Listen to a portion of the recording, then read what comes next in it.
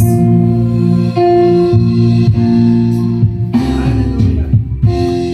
Thank you, Lord Jesus. Thank you, Lord.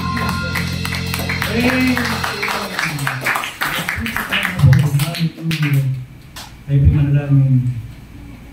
Lord, tunay ang mga puso nito ay dinidedicate lamang namin sa iyo sa pinakamatamis na pangalan mo, Lord Jesus. Dahil ikaw, Panginoon, ang nagpahalaga dito. Nasa puso nito nananahan ang aming kaluluwa. Ang aming kaluluwa ay galing mismo sa iyo. Parte ng imahe mo, Panginoon, na laging nasa kaisipan mo. Isang araw, kikilos ka, aabutin mo ang kaluluwang yun upang maibalik sa iyo. Lord, salamat dahil sa hinabaaman ng panahon, hindi mo kami kinalimutan. Espesyal ang aming mga pangalan sa iyo. Iniukit mo sa iyong palad. Sa apple of your eye, Lord, sabi ng Bible. Lord Jesus, narito ang iyong mga anak. We have a desire to listen to your word. Hindi po nanggaling sa aming mga sariling desire na ito. It's simply, there's a part in our heart, which is a part of you, Lord, na naghahanap parati ng presensya mo, ng pangungusap mo. Lord, ngayong hapon, ito po ay gawain ninyo. Please cover this place by your holy angels. Cover us by the blood. The Holy Spirit, Lord, is always welcome in our midst. Nananalig po kami, Panginoon, na kaya mong himuhin kahit ang pinaka-kuskus na batang naririto. Kapag ang salita mo, Panginoon, ay pumasok na sa puso ng tao at diniligan ng Espiritu Santo, magbabago ang buhay ng tao niyo. Amen. Papahalagan ka, ibigin ka, susundin ka, Panginoon, at magdadala ng kuratiyan sa pangalan mo. Kaya Lord, bless the hearts of these children, sa lahat po ng makikinig, Panginoon, sa lahat na maaabot ng mensahe nito. Gano'n man ito kasimple, Lord, ang mahalaga, ikaw nagbibigay buhay dito.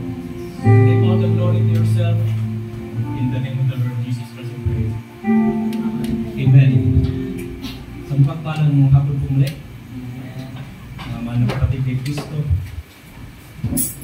and salamat din sa pagpapalaga niyo sa oras na ito. Alam ko na maraming kabisihan din mga kabataan. At maaaring bukas ay may mga exams pa kayo. At meron pa kayong mga, ang tawag kasi doon? Mga task. Pero tulad na nabanggit ng ating mga kapatid, Brother Jaden, mahirap pagsabay ng mga responsibilidad para sa Panginoon at para sa tao. Subalit, kung hahayaan mo ang Panginoon na hawakan ito, hayaan mo ang Panginoon na manguna sa iyo, hindi magiging mahirap ang mga bagay-bagay. Marami na nga rin akong pagkakataon na naranasan yan kahit mga estudyante pa kami. At hindi na ako makapag-review halos minsan dahil umattend din po tayo sa gawain. Pero sa biyaya ng Panginoon, kung may mistake man, isa lang. Hindi po natin karunungan yan. Ang Panginoon ang gumagawa niyan. So nais natin itaas ang pangalan na ito sa ating kalagitnaan. Samahan po sa pagbasa in the book of Proverbs chapter 18 verse 10. The name of the Lord is a strong tower, the righteous run into it, and it is safe. Psalms chapter 72:17. His name shall endure forever, His name shall be continued as long as the sun, and man shall be blessed in him, all nations shall call him blessed. And may the Lord add to His words. Sabi mga po.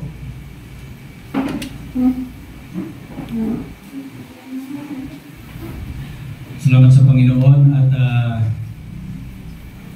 pinagkatiwalaan po tayo ng ating mga kapatid, Brother Kenneth, ang ating ever dedicated at talagang napakasipag na youth leader. Palakpakan natin ang Panginoon dahil dyan. Pasalamatan natin mga kapatid. Dahil bihira po sa mga local churches na may ma-raise up na ganyan kadedikado na youth leader. Kaya napakalaking blessing po si Brother Kenneth sa church na ito. At the same time, nakikita natin ang progress sa pananampalataya ng mga kabataan. At iba na Brother Rock. Kung titingnan mo, si Brother Rock 10 years ago, hindi mo isipin na si Brother Rock na siya ngayon. Talagang malaki ang pinagbago. At nakita natin na ang buhay ng mga kabataan ito, ang bawat isa sa inyo ay nakikita natin dahil alam ko na nandiyan ang desire para paglingkuran ng Panginoon, papasukin siya sa ating mga buhay, na therefore nababago tayo araw-araw. May mga karanasan tayo sa ating buhay at napakahalaga niyan na magkaroon tayo ng karanasan sa Panginoon dahil hindi mo kailanman ibitawan ang isang bagay na naranasan mo talaga. Lalo na naranasan mo yung kanyang kabutihan kung sa mga tao na lang kung pakikipagkaibigan ang pag-uusapan. Kung yung kaibigan na yan ay kayang ibigay ang kanyang buhay para sa iyo, hindi mo yan kalilimutan, kapatid. How much more sa ating Panginoon, bago pa tayo isilang mga kapatid, na sa isip niya na tayo, sa lahat ng nagpahalaga sa atin, ang Panginoon ang nauuna dyan. Nagagamitin siya mga tao para makatulong sa atin, makaabot sa atin mga kapatid, mga karanasan na ating pagdadaanan. Pero through it all, makikita ninyo lalo kapag naghayag ng Panginoon sa ating mga buhay, tunay na kasama niyo palang Panginoon sa lahat ng lakad natin sa mundong ito. Now, nais ko yung pasalamatan ng Panginoon. The first time kasama po natin ang ilan sa mga bunga ng Bible study sa Sibera at bunga rin ng inyong mga panalangin, mga kapatid. Alam ko na unang-unang nagkaroon kami ng Bible study doon sa Sibera, pagkamat wala pong kuryente doon, mainit, nandun po ang ating mga kapatid. Nandun sina Brother Jaden, di ko na isa-isa. Dami ninyo. Pero maraming salamat sa suporta ninyo. At nakita yun ng ating mga kabataan din na nasa ating kasama natin ngayon. At magandang ehemplo po kayo. And of course, we are living in earth. Nabubuhay po tayo dito sa mundo para mag-iwan ng legacy. Meron tayong mga bagay na iiwanan sa mundo at maaalala yan ng mga tao, mga kapatid. Kaya nga, napakaganda na nagsimula kayo sa Panginoon dahil kapag ang Panginoon ang kasama nyo na kumikilos sa inyong mga buhay, sa bawat desisyon ninyo, sa bawat lakad ninyo, sa inyong mga pangarap, mga kapatid, then mayroong maaabot yung buhay na yon na amen, hindi mo akalain na makakasama mo pala sa dakilang kalwalatian one day. Sana naintindihan ninyo yung ibig kong sabihin. Dahil hindi ko mga kabataan kayo is wala kayong magagawang pagbabago sa mundo. Sa pinaka-simple at pinaka-payak na pamamaraan, kung titingnan mo ang buong daigdig, mga kapatid, ay napakaraming problema at napakaraming nangangailangan. Tamang-tama yung naipangaral mo kanina, the Lord is my help, mga kapatid. Pero paano mong aabutin yung napakaraming taong yun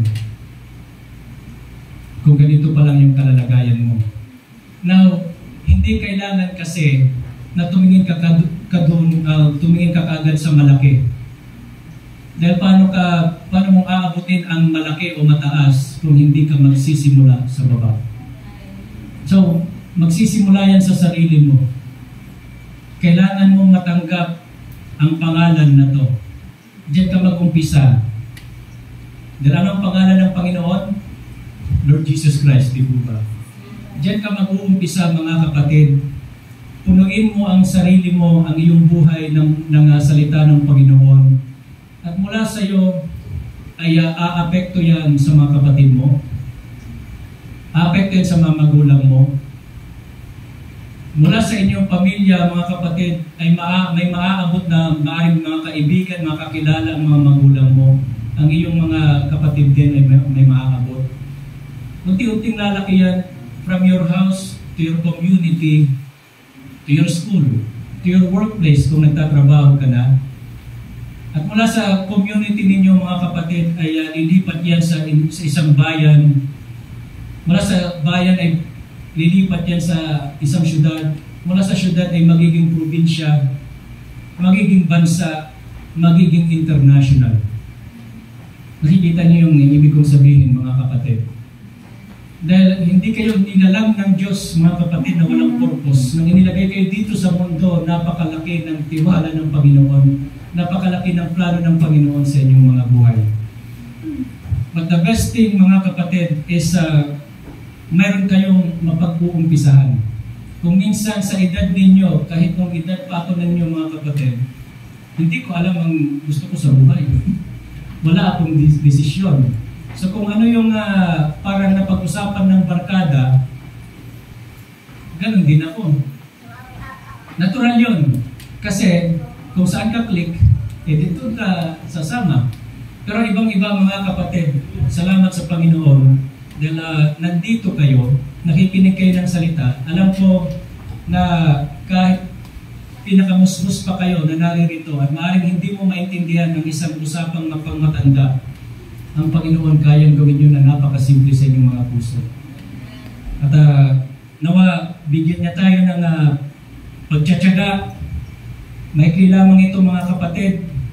At wala pong nais ang sino mang mga ngaral dito, walang nais ang sino mang mga magulang dito kung bakit kayo dinala dito sa gawain na katulad nito ay upang kayo ay mapalapit sa Panginoon. Dahil kaming mga magulang, ang kaya lang namin gawin ay abutin kayo sa mga natural ninyong pangangailangan. Subalit ang Panginoon lang ang makatutugon sa mga spiritual ninyong pangangailangan. Pwede namin kayong i-train na lumakad sa salita ng Diyos, pero hindi namin kayo kaya mag-convert. Hindi namin magagawa yun, hindi namin trabaho yun, mga kapatid. So regardless kung mabait ka o matigas ang ulo mo, anak pa rin namin kayo. And so ipapanalangin namin kayo, i-dedicate namin yan sa Panginoon. Ang alam namin, hindi kayo pababayaan ng Diyos. Mayroong resulta Yan ang nangyayari at subok na natin ang Panginoon sa bagay na yan. Sinasabi ng Proverbs 8:10, ang pangalan ng Panginoon ay isang matibay na muog. Ang matuwid ay tumatakbo sa Kanya at siya'y ligtas. Tunay yan, mga kapatid. Mapanganib ang mundong ito. Kapwa tayo nabubuhay sa natural at spiritual. Tama ba yun? Kasi nakikita ko kayo dito bilang mga natural na tao. Pero hindi ko nakikita yung mga kaluluwa ninyo. Yung bahagi nyo na spiritual na. Hindi na pwedeng makita yun ng natural na mata. So pareho tayong nabubuhay sa spiritual at natural. Ngayon, napaka-panganib ng mundong ito. Kung titingnan natin, mga kapatid, tingnan mo lang ang balita. Siguro sa 10 balita na mababasa mo doon, 99% masama. Bihira na ang good news ngayon. Kaya nga saan ka makakakuha ng good news? Walang pinanggagalingan ng tunay na good news na magdudulot pa ng eternal life kundi ang salita ng Diyos, mga kapatid. Now, sa Psalms chapter 72:17, His name shall endure forever. Mananatili ang pangalan na yan magpakailanman. Sinong gustong manatili magpakailanman? sino yung gusto na matatag kailanman? Kasi ang buhay ng tao, sinasabi ng Biblia, para lang daw tayong mga damo. At kung mamulaklak man yung damo, sa araw na ito, bukas naman ay malalanta, at bukas ay wala na. Ganun lang kaikli ang buhay ng tao sa harapan ng Diyos. Kaya nga, nung sinabi ng Biblia ito, tulad sabi ni Brother Edson kanina, ang book ng Psalms ay awit or aklat ng mga awit. Inaawit to ng mga lingkod ng Panginoon. At ayan ay awit ng pagsamba at papuri. Makabuluhan o makahulugan ang mga awit o salitang yan. Ang pangalan, His name shall endure forever, mananatili magpakailanman. At kung nakakabit ang pangalan na yan sa iyo, mananatili yan kailanman. Kapag ikakasal ang lalaki at babae, yung pangalan ng lalaki ay kukunin ng pangalan ng babae. Halimbawa, De La Cruz yung apelyido ng kasintahang babae at ang apelyido ng lalaki ay Santos, magiging Santos na siya. At habang nabubuhay sila mga kapatid, tangan-tangan niya yung pangalan na yun. Ngayon, ang bawat isa sa atin, mga kapatid, upang mangyari ang sinasabi ng Psalm 72, na mananatili tayo kailanman, dahil yung pangalan lang na yan ang mananatili kailanman, kailangan mong makuha ang pangalan na yan. Sa papaanong paraan, mga kapatid, yan ating pag-uusapan mamaya. His name shall be continued as long as the sun. Actually, ang sun ay isang star. Tama ba? Pero ang star, kung familiar kayo sa science, may katapusan ng mga star. Mayroong life cycle ang star. Mula sa white star, magiging blue star, magiging yellow star, orange star, tapos red giant. Tapos darating yung time, after billions of years, sasabog yan, magiging supernova na tinatawag, at babalik ulit siya sa tinatawag na white dwarf kung mananatili siyang star, or magiging black hole siya, which is mamamatay yung star na yon. Pero ang pangalan na ito ay higit pa sa star. Mananatili daw ito magpakailanman, mga kapatid. And men shall be blessed in Him. Gusto niyong mapagpala, mga kapatid? Get the name of this. Get this name, mga kapatid. Hindi tayo mabibigo. All nations shall call Him blessed. Lahat ng bansa ay tatawagin siyang mapalad. Now, this is the wall of Jericho. Familiar po kayo? Nasa book po ng Joshua yan. Yung book of Joshua ay ang pang-anim na aklat ng Old Testament. Now, nung ang mga Israelita ay lumaya mula sa Egypt, dinala sila ng Panginoon sa tinatawag na land of Canaan. The land where the honey and the milk flows. So masaganang lupain yun. Pero bago nila mapakinabangan yung mga kayamanan ng Kanaan, kailangan muna nilang harapin itong tinatawag na Wall of Jericho. Itong pader na ito, mga kapatid. At yung mga tao sa Kanaan, malalaking tao yung mga yun. Bigante ang pagkakadescribe sa Bible, mga kapatid. Now, ang sabi ng Panginoon sa mga Israelita, at ang Israel ay tipo ng church ng Panginoon. Okay, so kapag nag-aaral po tayo ng Old Testament, dapat nating makita na iyon ay shadow or tipo at ang tayo ang reality.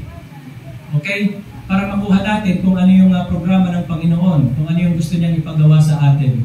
Now, there's a wall of Jericho there. Ang mga nakatira doon ay mga malalaking tao. At ang sabi ng Panginoon, kailangan nilang pasukin yung Kanaan, kailangan nilang tiktikan niyang mga nakatira dyan, at kailangan nilang sakupin yan. Well, hindi ko na ilagay dyan sa slides, mga kapatid, pero nung ipinortray ni Brother Branham ang mga pader na ito, ay pwede daw magkarera ang 5 karwahe. Alam niyo karwahe? Yung mga 5 karwahe pwede magsabay-sabay na magkarera sa napakakapal o napakalapat na pader na yan. At napapaligiran ng pader na ganun ka taas, ganun ka laking o kakapal na pader yung bayan na yan.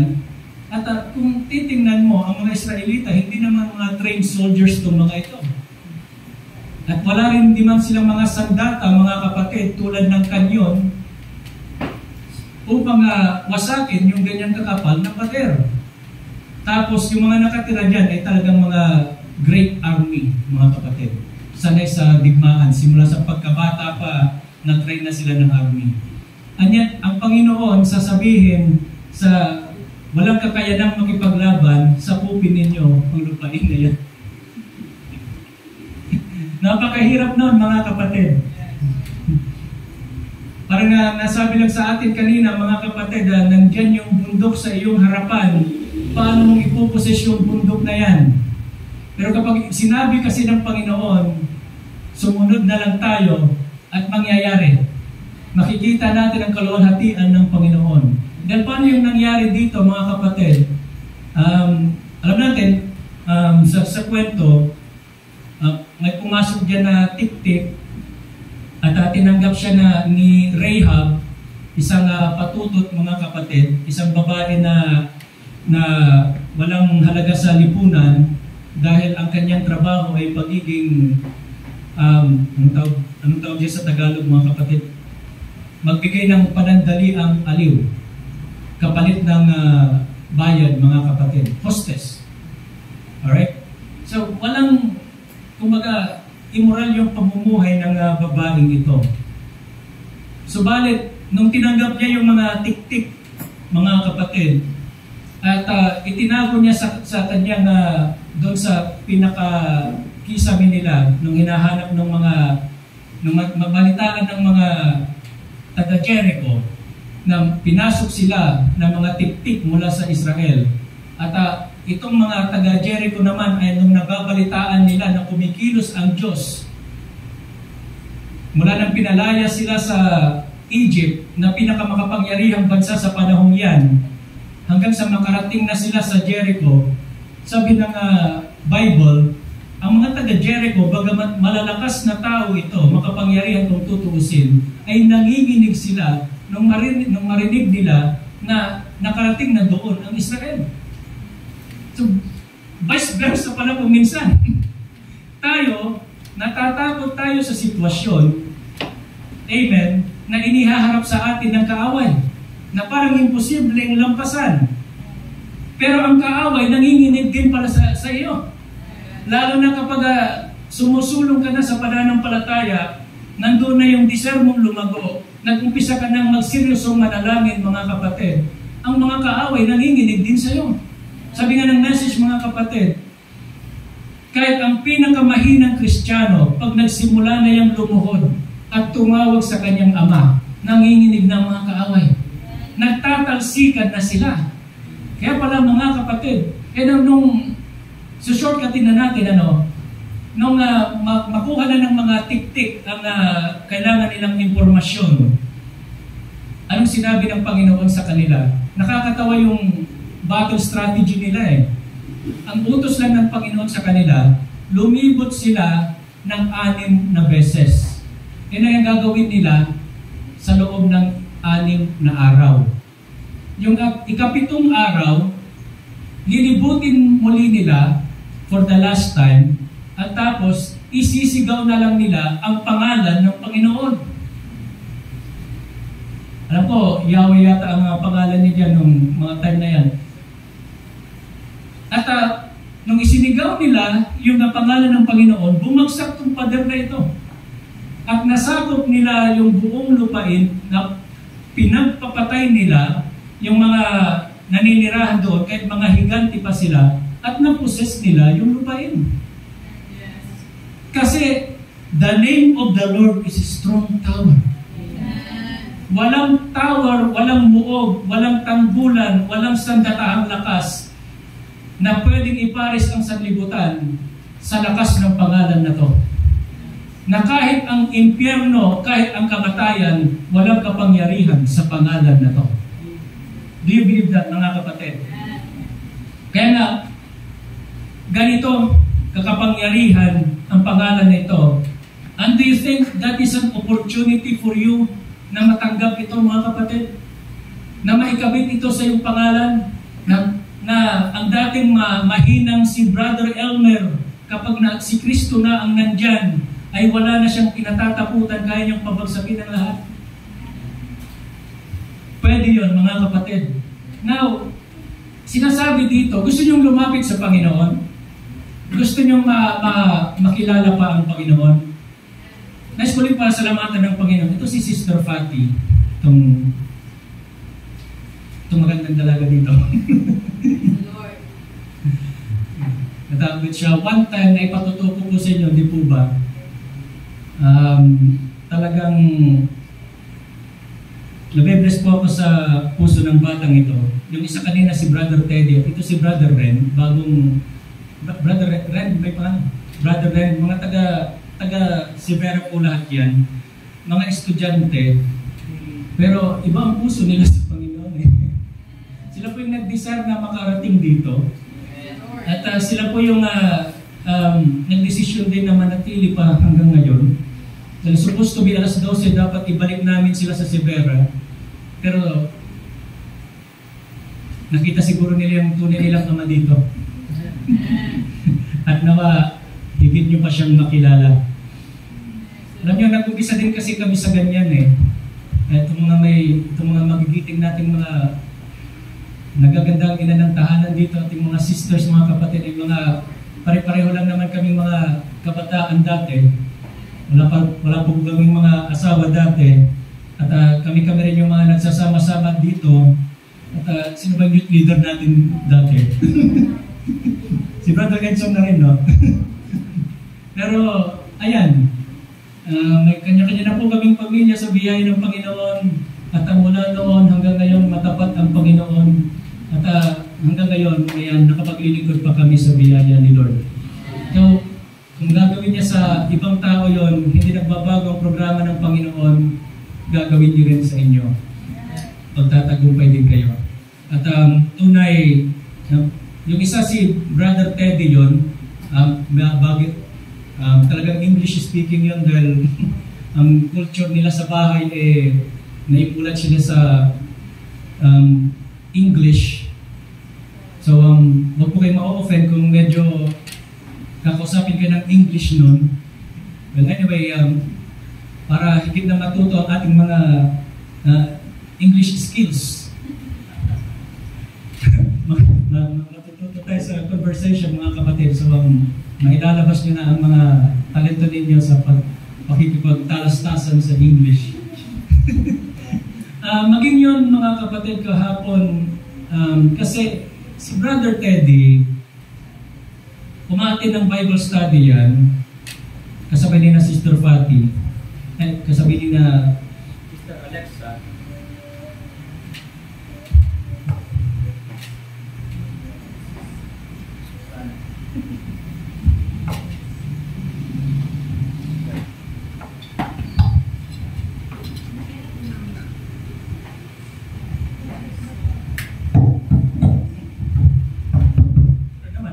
Hello.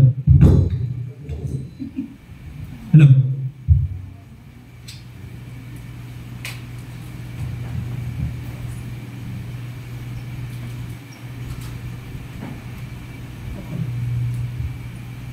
Nagkaroon ng panaginip yung bata. Dream about rapture. Hindi pa po namin na-topic yung rapture. Pero nanaginip siya ng tungkol sa rapture. And nire-research niya yun sa salita ng Diyos at nakita niya. So, walang katapusan yung tanong niya sa akin.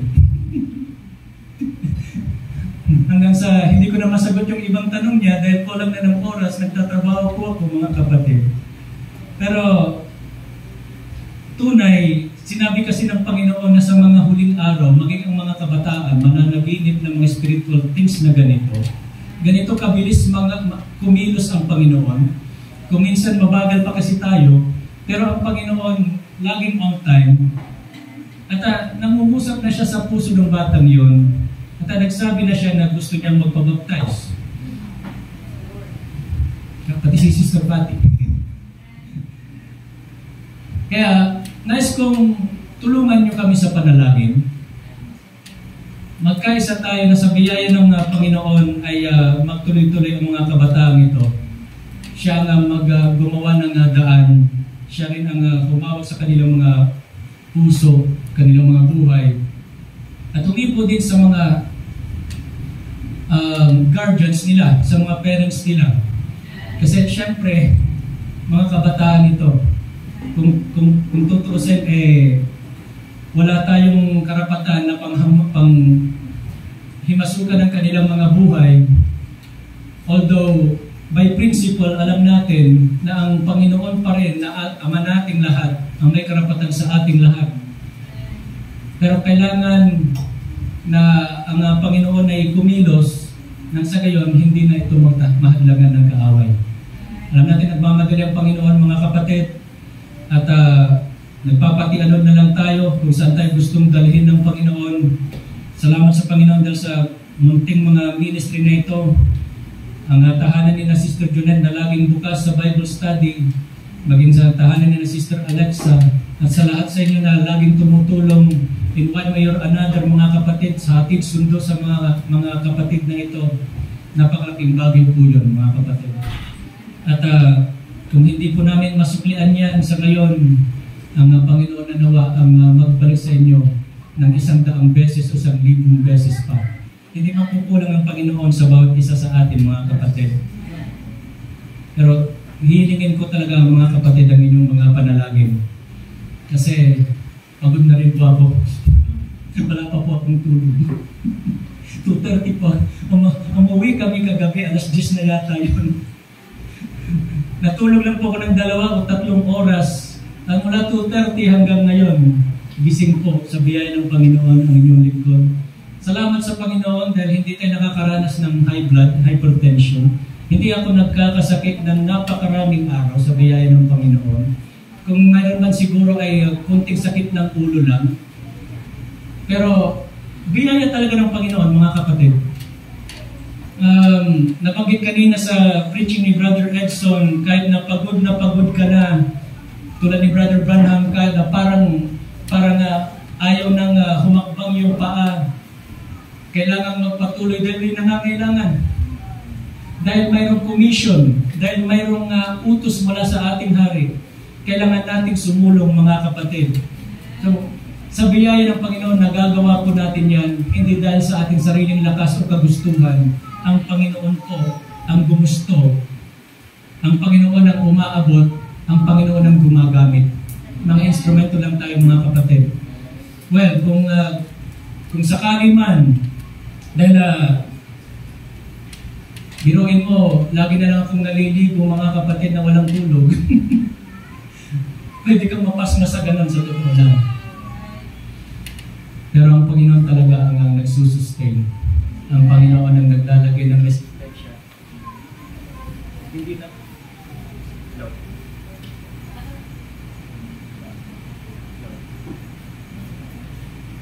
Hindi na yun po makukuha ng kalamansi Diyos lang. Dahil hindi naman po ako nag-vitamins. Kalamansi Diyos lang ang aking vitamin C. Okay. Salamat sa Panginoon. Pagpalain po ang inyong mga buhay ng Panginoon sa lahat ng bagay dito.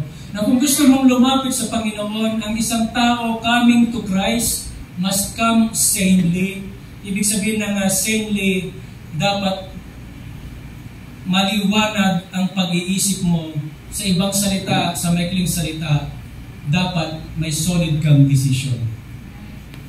Kasi kung gusto mong may marating sa buhay, kailangan na pag-aralan mo yan at kailangan matibay ang desisyon mo.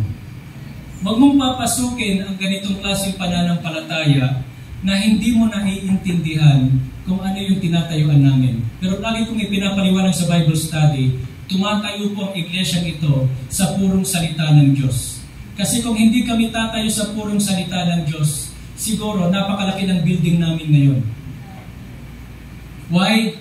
Kasi pwede namin i-compromise ang salita at kahit sino pa ang pumasok dyan, mga kapatid, basta may pera, okay na yun. Pero hindi mahalaga sa amin ang may pera dito. Ang mahalaga sa amin dito ay yung puso ng taong yun, kabataan na yun, mga kapatid, na gustong tumanggap sa Panginoon at gustong ialay ang buhay niya sa Panginoon. And one day gustong magpagamit sa Panginoon. Sa desisyon na yan, irerespeto kayo ng Diyos. Dahil ako man, mga kapatid, ako ang unang na-convert sa aming pamilya. Familiar na po ang Angeles Church sa aking kwento na ito. Pero college na kami noon, second year college kami ng aking ex-girlfriend. Siyempre, wife ko na siya ngayon. At nabighani po kasi ako sa kanyang buhok. Kaso na lang, siyempre, Katoliko ako noon. Ang tingin ko sa mga nagpapahaba ng buhok, mga taga-kulto yan. Lalo na yung mga pinapanood natin, mga shake, rattle, and roll, ay makakulang siguro noon. Yung mga aswang doon, nangahaba ng buhok, mga kapatid. So akala ko, mga kulto ito. Pero naging best friend ko nga si Sister Lynn. At hindi naman talaga siya nag-share ng salita. Sinabi nilang, nag-invite lang po siya. Kasi, bakit mo i-invite ang isang tao sa isang lugar kung walang opportunity doon? Kung alam mong mapapasama lang siya. So, in-invite niya lang ako. At nung unang attend ko doon, mga kapatid, talagang nilakad ko yan. So, mula sa amin, tricycle hanggang sa bayan. Mula sa bayan, papunta doon sa church namin. Dahil higher ground yung church, nasa isang hills, mga kapatid, hilly na lugar yan. At ang daan doon ay rough road pa noon. That way back 2002. That was February 2002, mga kapatid. At nilakad ko lang yan, mga 2 o 3 kilometro. ako pa ngayon unang nakarating doon. Nakasarado pa yung church, mga kapatid. Well, hindi ko na po kalooban yun, ang Panginoon ang may kalooban yun, mga kapatid. At ang unang-una ko pa man narinig, ang ipinangaral ng aming pastor sa Bayambang ay itong paborito kong papa na iniidolo ko, ang papa sa Roma, na talagang mataas ang pagtingin ko at respeto, ay siya palang Antikristo. Talagang nakakasyak yun, mga kapatid. Ang tingin mo doon sa tao is parang savior of the world, parang hero mo, pero ayun pala ang magpapahamak sa'yo. Well, kung may Katoliko man po dito, sorry po, pero nandun po kasi sa salita yun. Okay? At malinaw na nakasulat sa Bible kung sino tong Antikristo na ito, na tanging tao dito sa mundo na nagtataglay ng number na 666. Okay. Now, dahil doon, nag-iba talaga yung aking pundasyon sa pananampalataya, mga kapatid. Pero ang kabutihan sa Panginoon is the moment na tinawag ka na niya, hindi ka niya bibitawan. At lalo ka niyang tutulungan, mga kapatid, na hindi ka na mapalayo sa Kanya. Kasi dahil doon sa first time na narinig ko yun, binabasa ko na rin yung Bible noon as like a history book. Nabasa ko ng Genesis to Revelation, pero parang history book lang. I am a bookworm, mahilig po akong magbasa. Okay? So, at least, alam ko yung mga impormasyon na nabanggit at alam kong nasa salita ng Diyos yun. Pero for the first time, nakita ko na buhay ang Bible. Natotoo ang Bible, mga kapatid. Kasi malalaman mo na totoo ang binabasa mo kung nakikita mo nangyayari. At totoo naman yung nabanggit, mga kapatid. Sila yung nagpapatay sa mga Kristiyano. Nakala ko ay parang normal lang. Kasi siguro ang turo kasi sa atin sa school, ang mga pinagpapatay ng Roman Catholic Church noon ay mga tinatawag na heretics. Yung mga humiwalay sa pananampalataya, mga mangkukulam daw sila. So naniwala ako sa ganon. Nababasa niya sa history. Pero hindi ganon. Mahal nila ang salita. Mahal nila yung Diyos ng Bible na ito. At dahil doon pinagpapatay sila, mga kapatid. Nakasulat pala yun. Amen? Na one day, hindi tayo hihigit sa ating Panginoon. Kung pinatay nila ang ating Panginoon, pwede rin mangyari sa atin yun. Pero huwag kayong mag-alala dahil iba ang pangako ng Diyos sa ating panahon. May promise ng rapture sa ating panahon. Amen? Hindi na tayo padadaanin sa ganong klase ng torture. Ililikas na ng Panginoon sa pamamagitan ng makapangyarihang kamay direkta doon sa kalangitan. At hindi tayo mamamatay, mga kapatid, tayo magbabagong anyo. Yung binabanggit ni Brother Edson kanina, kung kaya mong sampalatayanan na mababody change ka, magkakaroon ka ng glorious body one of this day, panghawakan mo yan dahil para sa iyo yan. Amen? But first, get the name of this. If you want to come to Christ, you must come saintly. Kailangan buo ang iyong pag-iisip, desisyon. Reverently, mapitagan. In other words, mga kapatid, mayroong banal na takot. Sabi ng Proverbs, mga kapatid, the fear of the Lord is the beginning of wisdom. Tama ba yun? Kapag mayroon kang pagkatakot sa Panginoon, at yung pagkatakot na ito ay hindi takot na parang nakakita ka ng multo. Ito ay pagkatakot na ayaw mo kasing masaktan yung minamahal mo. So this is founded by love of Christ. Kung mahal mo ang isang tao, ayaw mo siyang masaktan. Kahit nga mahirap minsan, mga kapatid, gagawa ka ng paraan, mapaluguran mo lang yung mahal mo. Tama ba yun? Kaya yung mga kabataan nating mga binata dito, kapag ipinanalangin niyo talaga ang inyong gusto makasama sa habang buhay, gagawin niyo ang lahat. Parang si Brother Kenneth lang yan. Kaya napakasaya po ako sa mag-partner na ito, na nakita ko yung kanilang buhay, kanilang example, mga kapatid, example talaga sa mga kabataan. At nandiyan ang maraming tukso, pero ang Panginoon nag-ingat sa kanila kasi may takot sila sa Panginoon. Just reverence, mga kapatid. Ayaw nilang ma-displease ang Panginoon, kaya kahit mahirap, kahit matagal, love can wait. At magbubunga naman talaga, mga kapatid, ng napakagandang resulta. So, you must come sanely, reverently, upon the basis of the Holy Spirit convicting Him. So, ang Panginoon sa pamamagitan ng Holy Spirit ang nangungusap sa iyo, at kailangan mong magdesisyon, kailangan buo ang pag-iisip mo, at kailangan, amen, mapitagan kang lalapit sa Panginoon. Him and showing Him that someone died to save Him, coming sanely upon the basis of the Word. So, paano tayong lumalapit sa Panginoon sa salita? Hindi mo na kailangan pumunta pa sa Amerika para kalapit sa Panginoon. Kailangan mo lang ito sa bahay mo.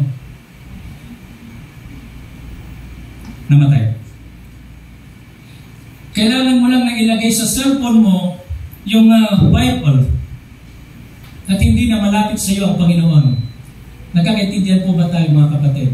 Ibinigay ng Panginoon yung mga technology na yan, hindi upang maglayo sa inyo sa Panginoon, dapat maglapit pa sa inyo. Maglapit pa sa Panginoon sa inyo ang mga bagay na yan. So, you can come to Christ by coming sanely upon the basis of the Word, believing, accepting Christ, the substitute for His life. Dahil tinutukoy dyan, mga kapatid, supposed to be, dahil sa ating pagkakasala, tayo dapat yung mamatay, pero namatay siya para sa iyo. May nagbayad na ng buhay mo. 2,000 years ago, mga kapatid, ligtas ka na. At kung sasampalatayanan mo ito, magpapabutismo ka sa kanyang pangalan, tinanggap mo lang ang iyong kaligtasan na naka-reserve na para sa iyo, nakasulat na yung pangalan mong yun, mga kapatid, isinulat ng kanyang dugo sa aklat ng buhay, naka-reserve na sa iyo yun. Hindi yun mabubura, mga kapatid. The New Testament refuge is Christ. Now, a man, okay, itong parteng ito, ang ating strong tower daw na tinatakbuhan ng mga matuwid sa New Testament ay si Kristo. Kasi doon sa Old Testament, mababasa niyo sa Numbers chapter 35. Wag niyo pong pero makikita niyo po sa Numbers 35. May mga tinatawag na cities of refuge doon sa lupain ng Israel. Bali, 6 na cities of refuge yun. Yung tatlo ay nasa before Canaan at yung tatlo ay nasa lugar ng Canaan. Anong purpose ng cities of refuge na yon? Kung sakali man ng isang Israelita ay halimbawa nakapatay, so nakagawa siya ng labag sa law, nakalabag siya ng law, at ang karapat-dapat na kanyang kaparusahan ay kamatayan din. Kapag tumakbo siya sa isa man sa cities of refuge na yon, ang importante makaabot siya sa gate, may mga gwardiya doon, safe siya. Pag may humahabol sa kanya at gusto rin siyang patayin, basta makaabot siya doon sa gate, safe siya. Okay?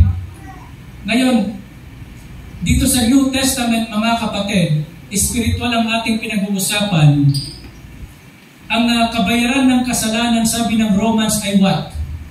Kamatayan, right? Now, hindi ka immune. Wala kang immunity, mga kapatid, sa mga demonyo. Gusto ka rin patayin. Pero, ang saan ka tatakbo, mga kapatid, hindi mo kayang labanan ng demonyo sa pamamagitan ng lakas, ng ating kabataan, ng ating pinag-aralan, ng ating katwiran. O kung sino ka pa mang kilala na tao dito sa mundo, hindi sapat yan upang hindi ka maabutan ng kaaway at ikaw ay patayin niya. Ang tanging safe na refuge, mga kapatid, ay si Kristo. Why? Kasi siya lang, mga kapatid, ang i-honor ng mga demonyong ito, hindi nila kayang salangin ang pangalan na to. Amen? Now, as long as he is in the refuge, he is safe. Tulad na sinasabi ko kanina, hinahabol yung tao ito, papatayin din siya dahil may nagawa siyang kasalanan. And if he ever goes out again, kaso lang kapag lumabas uli siya doon sa cities of refuge, subject na uli siya sa kamatayan. Bakit ang Egypt, kung familiar kayo sa kwento ng Exodus, di ba nung lalabas na sila sa Egypt, mga kapatid, ano yung last plague, yung ikasampung salot, bago sila lumabas sa Egypt? Hindi ba angel of death? Yung angel of death, ipinahintulutan ng Diyos na tingnan ang bawat sambahayan. Kapag ang sambahayan na yun na nandoon sa Egypt ay walang dugo ng pinatay na lamb, tupa. Kapag wala yung dugo na yun sa kanilang poste ng kanilang pintuan, papasok yung angel of death na yun, tapos papatayin yung mga panganay. Pero kapag dumaan yung angel of death na yon, nakita niya yung dugo na yon, I will pass over you, sabi. Hindi niya, lalampasan niya yon, mga kapatid. Why? Kasi nagpapakita yon na nandoon yung buhay. Tingnan nyo na lang, kung nagkakasakit kayo, kahit sabihin na yung COVID-19, halimbawa may tumamang COVID-19. Actually, isa sa ating kapatid, si Brother William, bagamat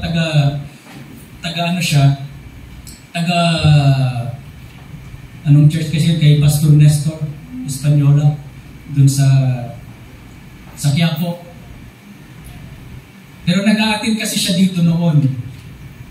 Siya po tinamaan din talaga ng COVID noon. At sabi niya talagang pinanghinana siya at parang halos malagutan na siya ng hininga. Pero nalampasan niya sa biyaya ng Panginoon, mga kapatid, kasi nandoon yung buhay ni Kristo sa kanya. Ang mahalaga, nandoon yung buhay sa inyo, mga kapatid. Kahit natural speaking, hanggat buhay kayo, mga kapatid, lumalaban ang iyong mga selula, yung tinatawag na white blood cell, lumalaban yan sa mga mikrobyo ng iyong katawan. Kaya ka gumagaling. Kaya dapat mong palakasin yung resistensya mo nang sa gayon, naturally, hindi ka masasakitin. Kaya mong i-overcome yung mga sakit. At ang sakit ay galing sa kaaway. Spiritually speaking, mga kapatid, ang kailangan mo ay si Kristo. Manatili yung buhay na yan, mga kapatid, at hindi makakapasok ang kaaway, ang kamatayan sa iyo. Hindi ka manlalamig, hindi ka magiging maligamgam sa pananampalataya, lalo kang lalago sa pananampalataya, lalo mong iibigin ang kanyang salita. Why? Kasi mahahayag sa iyo yung mga misteryo sa Bible na ito. Kailangan mahayag kasi sa iyo ang mga nakasulat sa Bible na ito para maging buhay na aklat ito. Kasi kailangan mong makita ang pangalan mo sa aklat na to. Masisiguro mo lang, mga kapatid, na parte ka ng Panginoon kung nababasa mo yung pangalan mo sa aklat na ito. Kaso wala kang mababasa ang pangalan dito na Elmer. Pero nakita ko yung buhay ko rito. Kaya hindi ko nga ito maiwan eh. Kung sa totoo lang, kung katawan lang ang pag-iusapan, nakakapagod ang ministry. Pwede ko namang piliin na pumunta na lang sa ibang lugar, kumita ng malaki doon, at gawin ang gusto ko. Pero hindi ko maiwan ang lugaring ito. Gusto kong bumalik sa Pangasinan kasi marami din akong pagkukulang sa pinanggalingang church ko doon. Biruin mo ba naman pagkatapos kong mag-graduate, napunta po ako sa Maynila, hindi ako pinalad doon na magkaroon ng matatag na trabaho. Tapos, nakapag-training po ako sa isang call center training academy at yung NCO na company noon, na ngayon ay EGS na, kung familiar kayo, nirecruit po kami doon sa Pangasinan. And therefore, natanggap po ako dito sa Clark. Dito na po ako nakapagtrabaho. At nagpa-endorso na lang ako kaya Pastor Raymond. Saan ba ang pinakamalapit na end-time church dito? Dito ako tinuro. At mula noon, nandito na ako. Wala na akong nagawa doon. Pero ayun ang kalooban ng Panginoon eh. The footsteps of the righteous are ordered by the Lord. Hindi mo mapipili yun, mga kapatid. Pero kung human desire lang, mga kapatid, gusto kong bumalik doon. Gusto kong tumulong sa ministry doon. Pero salamat sa Panginoon, sa halip na ako ang gamitin doon, yung kuya ko na na-convert din sa message na ito, dahil sa pagtsatsaga natin sa pag-share, mga kapatid, hindi dahil sa tsaga ko lang, kundi sa biyaya ng Panginoon, mga kapatid. Meron ng kahalili si Pastor Raymond doon. Yung kuya ko, siguro kilala nyo naman, nakikita nyo siguro sa mga services ng Bayambang Church. Pero salamat pa rin sa Panginoon. At salamat ulit sa mga panalangin ninyo, mga kapatid. Dahil hindi nga makakatayo isang lingkod dito nang walang suporta ng church, mga kapatid. So, sa Panginoon ang lahat ng kalwalhatian. When this man running, an enemy behind him, he will catch him and slice him to pieces. Walang awa ang kaaway na paggugutay-gutayin niya raw itong taong ito kapag naabutan niya. Matinding galit yun. Matinding judgment yun. Tama ba? But when he's in there, hindi makakapasok yung judgment. He can let off the pressure. Bigat na bigat ka na ba sa puso mo? Ang dami bang iniisip na nagpapagulo ng kaisipan mo? Nakaka-depress ba ang buhay na ito, mga kapatid? Yun ang magandang balita.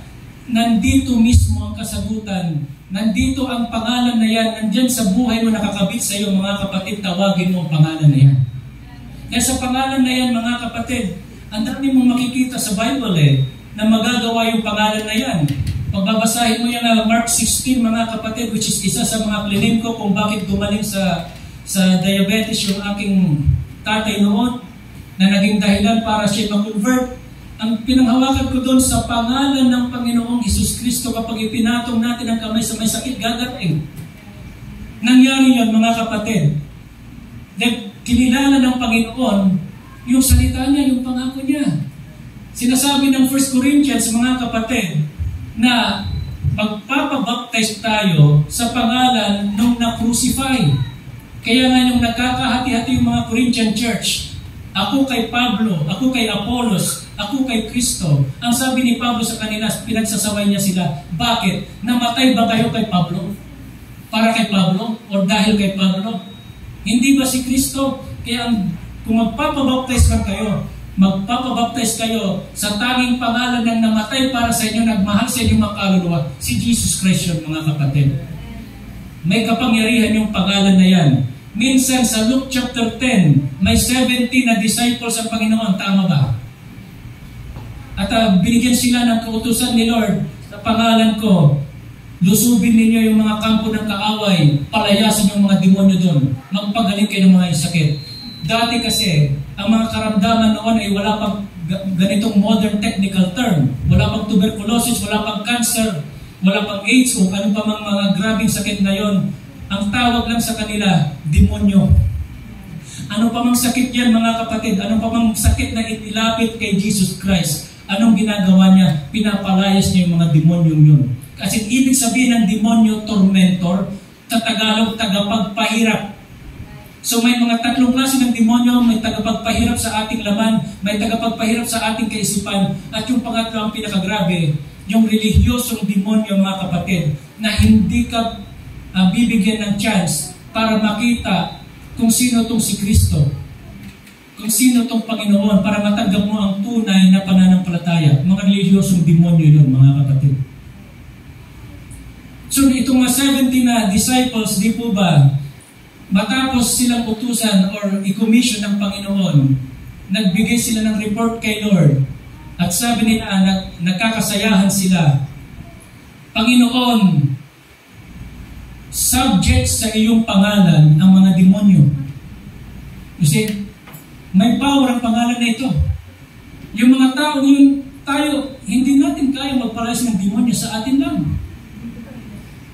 Magagawa mo yan, mga kapatid, kung tama ang iyong puso sa Panginoon at sasampalatayanan mo yung sinabi niyang kautusan na sa pangalan niya, magpalayas kayo ng demonyo. At lalayas niya yung demonyo dahil kikilalanin niya yung pangalan na yun. Dahil in the first place, nung nagkaroon ng digmaan sa langit, mga kapatid, Revelation chapter 12, Isaiah chapter 14, hindi ba na-kick out itong mga demonyong ito mula sa langit? Kaya kilala nila yung authority ng pangalan na yon. Kaya ang report ng mga 70 na disciples, galak na galak sila, sabi nila, Panginoon, maging ang mga demonyo subject sa pangalan mo. Kilala nila kung sino si Jesus Christ, mga kapatid. Kaya kapag nakilala mo rin kung sino si Jesus Christ sa buhay mo, walang tatayong kaaway sa iyo. Ang pangarap ng Panginoon sa kanyang church, at kabilang kayo doon, kanyang people pa kayo pa nga ang backbone of the church. Hindi nga makakatayo ang isang katawan ng mahina ang backbone. Ganon katindi ang inyong, ganon kalaki ang inyong role, ang inyong ministry, ang inyong opisina sa katawan na ito. Kaya kung lupay-pay ang young people ministry, halos hindi talaga makasulong ang church. Kaya ganun ka-importante kayo. Marang hindi kayo nanonotice dahil hindi naman kayo parte ng balat. Kayo yung backbone nga eh. Pero kayo mismo, nasa inyong kalakasan mismo kung bakit tumatayo ang church. How much more kung ang mga young people na ito ay truly dedicated sa Panginoon, solid ang desisyon sa Panginoon. Nagkakaintindihan po ba tayo, mga kapatid? Pag kukunin mo yung pangalan na yan, mga kapatid, so subject ang mga demonyo sa pangalan na ito. Sabi na nga, Acts chapter 4 verse 12, kaninong pangalan ang kikilalanin ng langit na ikaliligtas ng lahat ng tao? Kaninong pangalan? Hindi ba sa pangalan ng Panginoong Hesus Kristo? Na walang pangalan sa silong ng langit ay kaliligtas ng tao kundi sa pangalan lamang ng Panginoong Hesus Kristo. So, siguro may mga panghahawakan na kayo kung anong kahalagan ng pangalan na ito sa ating mga buhay, mga kapatid. So, ganyan yung mangyayari. Basta tumakbo sila doon sa City of Refuge sa Old Testament, kahit ano pa man yung kasalanan nila, safe sila doon. Now, sabi ng Proverbs chapter 18 kanina, the name of the Lord is a strong tower, the righteous run into it, mga kapatid. Hindi ka hindi ka magagalaw ng kaaway kapag tumakbo ka sa pangalan na ito. If you take this name, mga kapatid, dahil ang lalaki, the moment na ikinasal ang babae sa lalaki, responsibilidad na ng lalaki yung babae. Tama ba yun?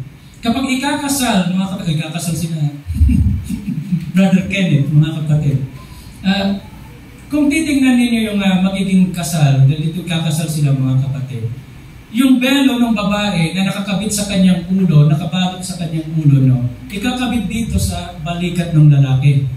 Anong ibig sabihin nun? Beginning sa araw na yon na sila ay ipoproklamang mag-asawa na, nasa responsibilidad na ni Brother Kenneth si Sister Jen.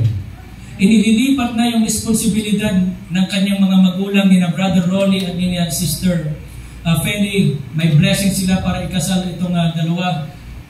Inililipat na yung responsibilidad na yun kay Brother Kenneth. Kaya ang pag-aasawa, mga kapatid, ay isang responsibilidad na puno ng pagmamahalan.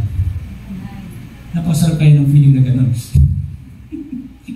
Yung in better or for worse, in sickness and in health,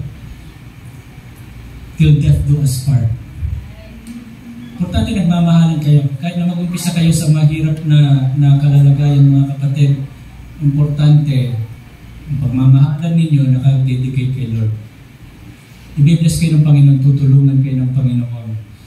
Ito ulit, Philippians chapter 2 verse 10. How much more, mga kapatid, kung tayo ay nakakabit sa pangalan ng Panginoon Jesus Kristo, sabi nga ng message, the moment na na-recruit ka sa army of the Lord, at isinugo ka sa isang lugarin bilang ambassador ng langit, nakaback up sa iyo ang buong kapangyarihan ng langit. Ako pa natin, mga kapatid. Ang Panginoon ang nagbibigay ng guarantee na gano'n. Kasi tingnan nyo dito ang Pilipinas, katulad dito sa Pilipinas, mga kapatid, pag nagsub si President Marcos ng ambassador, halimbawa, ambassador si Brother Kobe doon, dadalhin doon sa Japan. Kasi may Kobe Japan. May lugar na sa Japan ang pangalan ay Kobe. Magiging ambassador siya doon. So, ang buong authority at power ng Pilipinas nakaback up kay Kobe. Kung ano man ang sabihin ni Brother Kobe doon, mga kapatid, binaback upan yun ng gobyerno ng Pilipinas. Kaya kapag tayo ay mga representative ng langit, kaya dapat niyong makita, mga kapatid, na napakataas ng inyong calling. Mga representative kayo ni Kristo. Kung bakit kayo tinatawag na Kristiyano. Okay? Dinadala ninyo ang pangalan ni Kristo. Kaya kapag nagpapatuto tayo, mga kapatid, binapakapan yun ng Panginoon. Hindi tayo mapapahiya sa mga tao. Binibless niya, binivindicate niya, ibig sabihin pinapatunayan niya yung ating mga sinasabi sa mga tao, nagkakaroon ng magandang bunga, may naliligtas, may napo-convert, kasi nakaback up sa'yo ang langit. Hindi ikaw ang gumawa ng, mga kapatid, pero may authority sa inyong likuran. Sabi nga, mga kapatid, sa message, alam ko, pamilya yung matatagal na dito, yung isang pulis, kahit napatpatin pa yan, kahit napakapayat pa niya, at tumayo siya sa gitna ng daan, at may rumaragas ang bus o rumaragas ang truck, the moment na itinaas niya yung kamay niya ganyan, titigil yan, pipilitin ng driver na i-brake niya yan, mga kapatid, dahil pinipigilan siya ng authority. Kahit napatpatin pa yun. Nakuha natin mga kapatid. Sa totoo lang, wala tayong magagawa mga kapatid kung tayo lang. Pero mayroon kasing authority yung pangalan na dinadala mo. Kaya nga, gamitin mo yan. I-exercise mo yan. Sampalatayanan mo yan. May bunga yan mga kapatid. Maniwala kayo sa hindi. Minsan, nagdadrive ako papasok sa aming opisina sa Clark. At ang haba ng traffic dyan sa Mabalacat. At kailangan ko kasi ng around 30 minutes para sigurado na hindi ako malilate kung papasok ako doon. E kaso na traffic ako mga kapatid, 10 minutes na lang yung natitira. Na-stuck po ako sa traffic. At nabanggit ko sa biyaya ng Panginoon, sa pangalan ng Panginoon, babagal ang oras, makapaglalagin ako ng tama. At hindi ako nabigo. Hindi ko naman pinaspasan yung aking takbo, normal lang, 60 to 80 kilometers lang kung maluwag ang daan. Pero hindi ko kayang abutin yun mga kapatid on time kung hindi na ino-honor ng Panginoon yung ganung simpleng request. Nito lang mga kapatid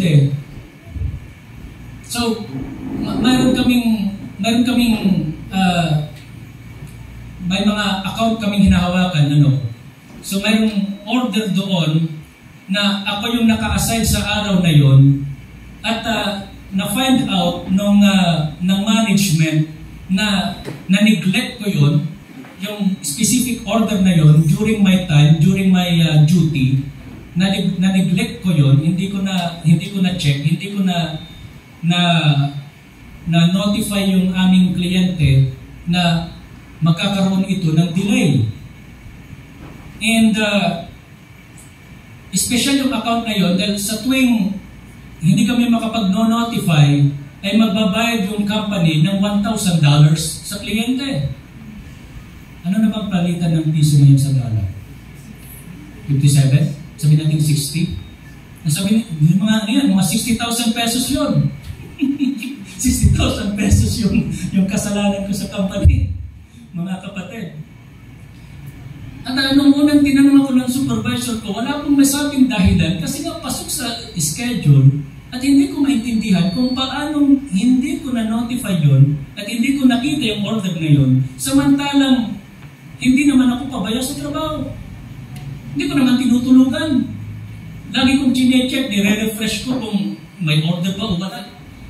Pero wala lumampas Pero after 5 days, nai-assign uli ako sa trabaho yun. At naulit yung ganong sitwasyon. At nakita ko kung bakit. May problema yung system Kahit na ilagay mo yung necessary na information, kasi may mga field doon na kailangan mong ilagay yung mga information para siguradong lilitaw yung mga kailangang order na i-monitor mo. Ginawa ko yun, pero bakit mayroon na naman akong na-miss? Iti sana 120,000 na yung kasalanan ko. Ganyan palang problema. Nagluluko yung system. Nakalusot tayo. Kasi mga kapatid, bago tayo magtrabaho, nananalangin ako muna na sa pangalan na ito, gabayan tayo, tulungan tayo. Lord, ginagamit niyo naman yung trabaho ito para sa ministry. At dito kami nabubuhay, dito kami nakapagpapatuloy. And so in the name of the Lord Jesus, sinilin ko yun na ma-acquit ako sa ganong issue. And by the grace of God, in-honor ng Panginoon yun. So, wala akong kasalanan. Ang Diyos ang gumawa ng paraan para malusutan. Kaya-kaya nating lusutan yung ginagawa ng kaaway na pambibitag sa atin mga kapatid upang tayo ipahamak, upang tayo ipahiya. Kaya-kaya nating lusutan yan, magtiwala kayo sa pangalan nito mga kapatid. At the name of Jesus, every knee should bow, of things in heaven and things in earth and things under the earth, Nakita ninyo kung anong magnitude ng ganitong authority, mga kapatid. Lahat daw ng may tuhod, hayop man o tao, mga kapatid, magbabaw sa pangalan na yan. Pati hayop? Yes. Kasi sa Bible nakasulat yan, mga kapatid eh. Pati yung buwan, pati yung araw, pati yung mga niebe, pati hangin, mga kapatid, lahat ng klase ng hayop, lalong-lalo na ng tao, magbibigay ng papuri sa Panginoon. Nasa Book of Psalms yan, nakalimutan ko lang yung chapter. Pero nandoon yun, mga kapatid. So pati yung mga hayop na ito, alam nila kung sino ang Panginoon nila. Nang pinatapon na si Daniel doon sa lion's den, bakit hindi siya magalaw ng leon? Samantalang gutom na gutom yun. It's because nakakabit sa kanya ang pangalan ng Panginoon. Nandoon yung anghel, mga kapatid, na kasama ni Daniel at kinilala ng mga leon yun. Kaya ginawa pa niyang Sheraton bed yung mga leon. Ginawa pa niyang, niyakap pa niya yung leon, mga kapatid, sa kanyang pagtulong. Ganon kakapangyarihan ang pangalan na ito. Kaya kayong iligtas, kaya kayong ipagtanggol, kaya resolbahin ang anumang sitwasyon ninyo. That every tongue should confess that Jesus Christ is Lord to the glory of God the Father. Kung gusto mong luwalhatiin ng Ama, i-confess mo ang pangalan ni Jesus Christ. Kung mahal mo yung isang tao, kung crush mo nga yan, lagi mong ikinikwento sa iyong best friend eh. Tama ba? Para makarelate, magkaabutan lang tayo. Kasi kung nararanasan nyo yan, mas nauna na ako sa inyo, ha? Di ba kung crush mo yung isang sis o babae, mga kapatid, lagi mong kwento yan sa best friend mo, sa iyong kaibigan. At pagkikwento mo pa yung mga plano mo, mga kapatid. Ganon din, mga kapatid. Ganon nyo na ba kadalas i-confess, i-testify, ipagmalaki ang pangalan na ito? Diba? Kaya nga, manalangin kayo na magkaroon kayo ng tunay na experience sa kapangyarihan ng pangalan na ito. Hindi nyo ikakahiya yan. At hindi rin kayo mapapahiya dyan. Kapag ayan ang pangalan na inyong tinatanganan, mga kapatid.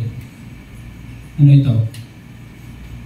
Every man today knows he can take the name of Jesus Christ and meet any foe at any place. Sabi niya, ang bawat tao ngayon knows that he can take the name of Jesus Christ and you can meet any enemy or foe at any place, anytime, and he will be defeated. Sabi ni Brother Branham, na-meet niya na ang iba't ibang klase na mga kampon ng kadiliman. Tulad ng mga witch doctors. I met demons of all sorts. I've never seen a time but that they bow to the name of Jesus Christ. Parang simple mo lang tingnan yan. Pero remember, si Brother Branham, nalibot niya ng 7 times ang buong mundo. Napunta na siya sa kung saan may pinaka-worst na sorcery, tulad ng Africa, tulad ng India. Matitindi doon ang mga mangkukulam, mga salamangkero. At maraming times na may gawain si Brother Branham at talagang parang hindi makasulong kasi naglipa na yung mga demonyo dahil nagpuporasyon yung mga sorcerers. Sama-sama sila, nagkakaisa sila para silang mga gang. At gusto nila na lusubin yung healing ministry na sinasagawa sa pamamagitan ng ating propeta. Pero sa pangalan ng Panginoong Jesucristo, kapag nagsalita na ang propeta na sa pangalan ng Panginoong Jesucristo sinasawa niya yung mga ito, nagtatalsikan ang mga demonyo. Meron pa nga yung time, mga kapatid, isang inaalihan ng demonyo na siguro nagawa niyo na rin panuhurin ito sa YouTube, Dahil totoo yung ibang mga videos doon. Dahil inaalihan ng demonyo yan mga kapatid, isang babae na nakasabi kong young people pa yon, nung inalihan ng demonyo, tunis niya yung kamay, tunis niya yung paa na ganyan, gumanin yung ulo, parang parang nabali mga kapatid. At naglalakad ng parang alimango. Nilulusob si Brother Branham mga kapatid. Alam niyo yung itsura nun? I-demonstrate ko. Medyo old age na. Na-imagine nyo, no? Naglalakad daw pa ganun. Talagang nanlilisik, mga kapatid. Pero, isang saway lang ng propeta sa pangalan ng Panginoon Jesus Cristo. Lumayos yung demonyong yun. At umayos yung young people na yun. Sayang, hindi ko na ilagay dyan. Pero, totoo ang mga sinasabi natin. Mga aktual na nangyari, ang propeta mismo nagsabi, I met all sorts of demons. Nasubukan niyo nang makamit ng isang tunay na demonyo mga kapatid? As in live na may na-possess? One day, haharapin natin yan. Kasi pagdating ng squeezing time, tatlong klase ang pwersa na sabay-sabay na aatake sa bawat isa sa atin. Political force, physical force, at demons. Sabay-sabay na aatake yan mga kapatid pagdating ng squeezing time. And only those baptized with the Holy Spirit will be able to overcome them. That's why you are called invincible army. Magiging subject sila sa inyo. Hindi manangay yung mga yan. Kaya nga, dito pa lang pinapakita na natin paano mo magagawa yun, paano mo makakamtan yun. Saan ka dapat lumapit? Ano ang dapat mong mata mo? Kailangan kilala mong pangalan na ito. Kailangan alam mong takbuhan ang pangalan na ito. Kailangan may tiwala ka sa pangalan na ito. Kailangan may suko mo yung buhay mo sa pangalan na ito. And in that way, mga kapatid, hindi mo na ito laban na ito ng Panginoon. And you can do mighty works kasi nga ang Panginoon ang kumikilos sa iyo. Amen. Noong panahon na nakikipaglaban ng Israel kasama ang kanilang propeta na si Moses, habang itinataas nila yung kamay Moses, mga kapatid, ay nagagapi yung mga kaaway. Kapag ibinababa nila, kapag napagod si Moses, kapag nakikipagdigma sila, amen, ito, nahati yung Red Sea, nakatawid yung 2 million plus na mga Israelita patungo sa wilderness mula sa Egypt nung itinaas yung tungkod na yan. Kasi nung inatasan ng Panginoon si Moses na maging tagapagpalaya ng Egypt, ang sabi niya, ako'y isa sa iyo. Ang pangalan ko ay isa sa iyo. Kaya ikaw ay magiging Diyos sa harapan ng Israel at si Aaron na iyong kapatid ang magiging propeta nila. Ganyan ang commission ni Moses. At pag itinatas niya yung tungkod na yan mga kapatid, may makapangyarihan na nangyayari. Nagpadala yan ng 10 salot mga kapatid. At ang panahon na nagkakaroon ng digmaan, amen, kapag itinatas ni Moses yung kanyang tungkod, nananalo ang Israel. Kahit wala pa silang training mga kapatid. Dahil bagaman nakalaya sila sa Egypt, maraming ambush sa daan, maraming tulisan at maraming mga bansa na gusto rin silang lipulin. Pero kung nagkakaroon ng digmaan mga kapatid, itaas lang ni Moses ang tungkod na yan, nananalo sila. Pero pag napagod siya mga kapatid, even ang minister pwede mapagod yan. Pwede pang makakitaan nyo yan ng panghihina. Dahil wala namang exempted sa atin mga kapatid. May sarili-sarili tayong kahinaan, may sarili-sarili tayong struggle. Ayun nga lang, may sikreto ang mga ministers talaga kung paano lumapit sa Panginoon. Ngayon, gusto namin maging ganun din kayo. Dahil we are one team, we are one body, mga kapatid. Hindi naman namin alam kung hanggang kailan ang buhay namin. Malay ninyo, ang next in line si Brother Rock or si Brother Kobe dito, si Brother Jaden. Kung magtatagal pang Panginoon, anytime pwede kayong tawagin ng Diyos. In the battlefront, mga kapatid.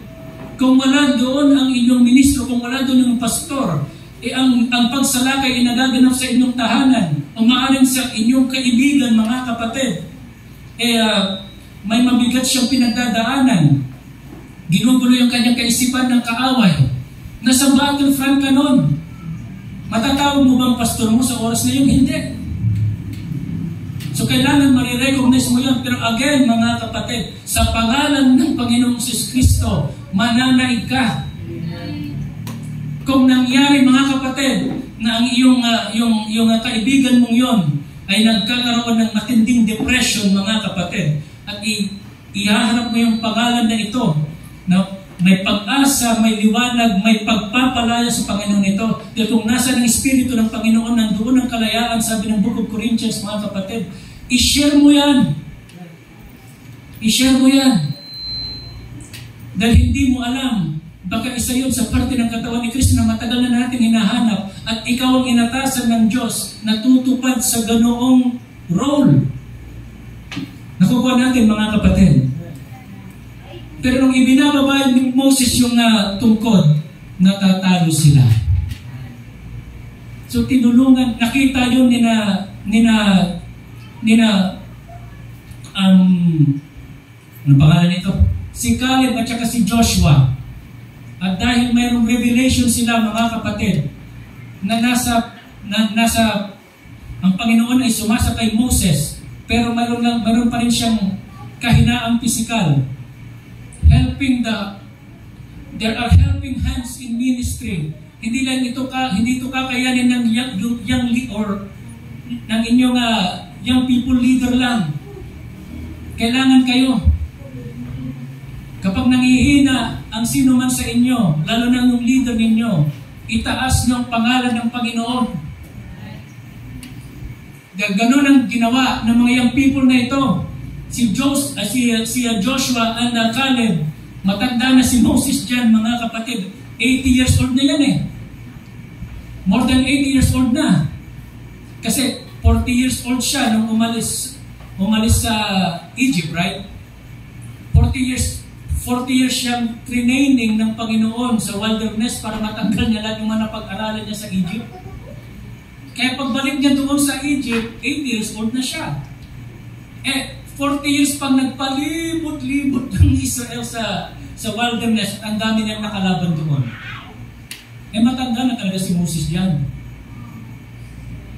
So physically, exhausted na yan. Pero salamat, mayroong mga nag-rise up na mga young people dyan, mga kapatid, itiras nila yung hands of ministry, itiras nila yung pangalan, at nananagumpay ang Israel dahil doon. Hindi tagumpay ni Moses yun. Nagtagumpay yun dahil mayroong maaasahan na young people. Amen. Lastly, mga kapatid, si David, di ba si Goliath ay higante? Siya yung champion ng mga Philistines. Ang Philistines ang pinaka-mortal na kalaban ng Israel sa panahon ni Haring David, or hindi pa hari si David yan.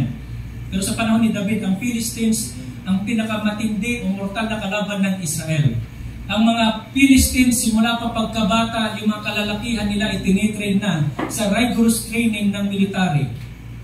And therefore, itong si Goliath ay lumaki na, talagang walang makamatch sa kanyang lakas, sa kanyang skill sa bigmaan, at sa armor na kanyang dinadala. Biruin mo ba naman, ito ay more than 6 inches thick, yung kapal ng armor na yan, mga kapatid. Kahit na sibatin mo yan ng bagong hasa, napakatalas na samurai, hindi tatalab yan, mga kapatid. So imposible talagang manalo ang mga Israelita dyan, dahil noong mga time na yan, na magdidigmaan ng Israel, hand to hand with the Philistine, naghamon ang mga Pilisteo, isa na lang sa inyo ang makikipaglaban, laban sa isang champion namin, which is Goliath. So anong sabi ni Brother Branham? Anong sabi ng Bible, mga kapatid? Nandoon yung mga fully trained na mga Israelite soldiers. Nandun yung mga kapatid ni David. Dahil si David, medyo bansot siya. Hindi siya qualified na maging army. So anong nangyari sa kanya? Pastol. Pastol siya ng mga tupa, mga kapatid. Pero kahit na pastol siya ng tupa, ang dami niyang experience kay Lord. Dahil nakapatay siya ng leon, nakapatay siya ng oso, mga kapatid, para maidepensa yung mga tupa sa pamamagitan lang ng sling. At higit sa lahat, mga kapatid, kilala niya ang pangalan ng Diyos na ito. Kaya nung nagkahamunan, inutusan lang si David dito ng kanyang tatay na si Jesse. David, nandoon sa battlefield, doon sa front line yung iyong mga kuya. Dalhan mo sila na makakain. Ay, di masunurin naman itong si David, nagdala ng makakain tsaka inumin. Tapos, naraknan niya yung senaryo na naghahamunan itong dalawa. At ang hamon nga ng mga Pilisteo, wag na tayong magtagisan pa ng lakas. Iharap niyo lang sa amin yung pinaka-best army ninyo, best soldier ninyo laban sa aming champion na si Goliath. Kaso, yung mga matitikas na army ng Israel, napapaganito. Nanginginig na sa takot. Sino ba mga haharap sa ganito? Mga 12 feet to si Goliath, mga kapatid. Aning pa yata ang daliri nito, hindi ko nagkakamali sa laki ng kanyang katawan. Pero nung marinig ni David yun, mga kapatid, anong sabi niya? Bakit hinahayaan ninyo na laitin ng hindi tuling ito ang bayan ng Diyos? Kasi ano yung kahalaga ng pagtutuli, mga kapatid? Di ba covenant yun ni Lord kay Abraham, which is kalululuhan ni David, na dahil sa pananampalataya ni Abraham, inonor ng Diyos yung kanyang pananampalataya na naging approved kay Lord yung pananampalataya ni Abraham, kaya ibinigay niya yung sign ng pagtutuli. Kasi ang sign ng pagtutuli, mga kapatid, ano bang tinatanggal doon? Saan ba ito ginaganap? Excuse me, mga kapatid, let's be mature. Ang pagtutuli, sino tinutuli? Lalaki o babae? Lalaki. Aling parte? Di ba private part ng lalaki? Why? Kasi doon naging way, ayun ang naging way para mai-inject ang binhi ng serpente sa sinapupunan ni Eva. Ang nasumpa sa babae ang kanyang sinapupunan, right? Nasimula noon, dahil natanggap niya yung binhi ng serpente na ang pangalan ay Cain nung lumabas, ay mula noon magiging mahirap yung kanyang panganganak. At lahat ng ipapanganak niya, maikli yung araw, punong-puno ng kabagabagan, sabi ng Job chapter 14 verse 1. Nasumpa siya, yung sinapupunan. Pero yung sa lalaki, mga kapatid, kung bakit ibinigay ng Diyos yung sign ng pagtutuli na yon kay Abraham, ay para ipakita na kinat ng Diyos yung ugnayan ng makalaman or yung gawa ng kaaway doon kay Abraham. Well, that is a physical parang isang physical lang na practice. Pero napakahalaga ng ibig sabihin noon or importansya nun sa spiritual, dahil ang sinasabi doon, inonor ng Diyos yung pananampalataya ni Abraham, kaya ibinigay niya yung sign ng pagtutuli, at simula noon, ang bawat nasasakupan ng sambayan ni Abraham, lahat ng lalabas sa kanyang sinapupunan, yung kanyang, lahat ng kanyang magiging anak, o sino pa mang ipapanganak sa kanyang sambahayan, kahit mga alipin pa niya yan, kailangan silang magpatuli. Meaning, nasasakupan sila ng authority ng Diyos. Nandoon yung pangalan ng Diyos sa kanila. At dahil ipinangako kay Abraham, nang sino mang magpala sa iyo pagpapalain, ang sino mang mag-curse sa iyo, i-curse, mangyayari yun, mga kapatid. Ang Diyos ang kalaban ng mga kalaban sa kanila. Alam ni David yun. Tagapastol lang siya ng tupa. Isang simpleng young people, mga kapatid. Pero hindi niya binibitawan yung mga salita ng Diyos na kanyang naririnig. Alam niyo yung simpleng turo na yon. Mayroon akong lolong si Abraham. Natanggap niya yung blessing ni Lord. At sinabi sa kanya ng Panginoon, totoo sa aking puso, na kapag mayroong sumusumpa sa amin, ang Diyos ang kalaban nila. Bakit natin hinahayaan ang mga tituling ito na laitin ang pangalan ng Diyos? Kung minsan kasi mga kapatid, pag hindi natin alam ang ating mga posisyon, hinahayaan natin na malait sa ating kalagitnaan ang ating Diyos. Sa anong paraan, mga kapatid? Sa tahanan pa lang, mga kapatid, kung nababasa ninyo ang ating mga pangalan, nakasulat sa Ephesians, kapag inirespeto ninyo, sinunod ninyo ang inyong mga magulang, mga kapatid, di ba sinasabi doon? Ano sinasabi doon? Hindi ba ayun yung kautusan na may tanging pangako? Na hahaba ang inyong mga buhay, ibig sabihin, iingatan ng Diyos ang inyong mga buhay. Kung magiging masunurin kayo sa inyong mga magulang ng parang pagsunod nyo sa Panginoon, ibig sabihin kung nag-reveal sa inyo yon, nakasulat ang pangalan ninyo. Dahil na-identify ninyo ang inyong mga sarili, na kayo yung nakasulat na yon. Nagkakaintindihan tayo mga kapatid. Simpleng example lang yun mga kapatid. Ngayon kung makita ninyo ang sarili ninyo kay David, then, katatakutan kayo ng kaaway. Dahil alam ni David ang kanyang posisyon. Bagamat pastol lang siya. Anong nangyari dito, mga kapatid? Hindi ba, sabi, siya ngayon yung naghamon. Akong haharap sa Goliath na yan. Eh di, medyo naibsan yung panginginig, yung takot ng mga army ng Israel dahil may bloopers eh. Natawa sila sa sinabi ni David. Itong musmusin patpatin na ito, na walang training sa military, haharap dyan. Pero pinagbigyan pa rin siya. Dahil kumikilos na ang Diyos. Kumikilos na ang Diyos, hindi nakikita ng Israel. Kasi may isang tumayo sa salita ng Diyos. May tumayo sa pangalan ng Diyos.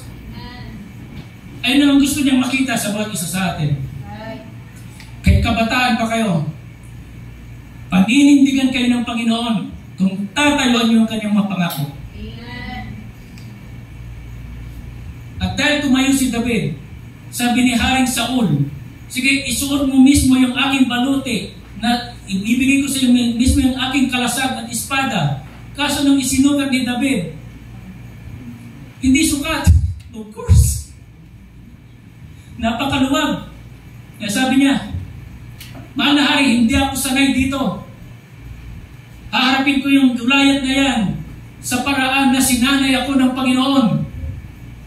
Paano siya sinanay ng Panginoon? Faith. F-A-I-T-H.